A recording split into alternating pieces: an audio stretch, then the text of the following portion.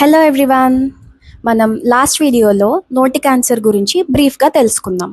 So ఈరోజు మనం నోటి క్యాన్సర్ రావడానికి గల ప్రధాన కారణాల గురించి తెలుసుకుందాం.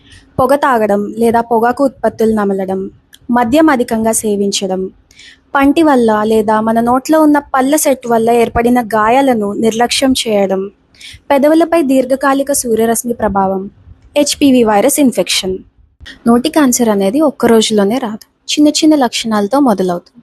సో ప్రారంభ లక్షణాలు ఏంటో చూద్దాం. నోటిలో గాయం లేదా పుండ్లు 2 వారాలకి మించి అలానే ఉండడం, నాలుక, చిగుర్లు, చెంప లోపలి భాగంలో ఎరుపు లేదా తెల్లని మచ్చలు, ఎలాంటి కారణం లేకుండా పళ్ళు వదులుగా అవ్వడం, చెంపలు లేదా నోటి ఇతర భాగాల్లో గడ్డలు ఏర్పడడం, నమలడం లేదా మింగడంలో ఇబ్బంది, నోటిలో రక్తస్రావం, చెంపలు లేదా పెదవులు మొద్దుబారిపోవడం.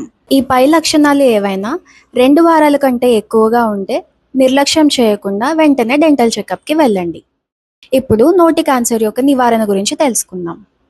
మద్యం లేదా పొగాకు అలవాట్లను వెంటనే మానివేయడం, సూర్యరశ్మి ప్రభావం పెదవులపై పడకుండా SPF లిప్ బామ్ని యూస్ చేయడం, హెచ్పివి వ్యాక్సినేషన్ షెడ్యూల్, ఇది సాధారణంగా 11 to 12 ఇయర్స్ ఏజ్లో రికమెండ్ చేస్తాము.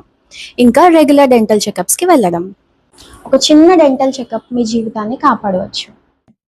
ఓరల్ క్యాన్సర్ అనేది పెద్ద సమస్య కాదు, దాని గురించి అవగాహన లేకపోవడమే పెద్ద సమస్య. This is doctor Ankita.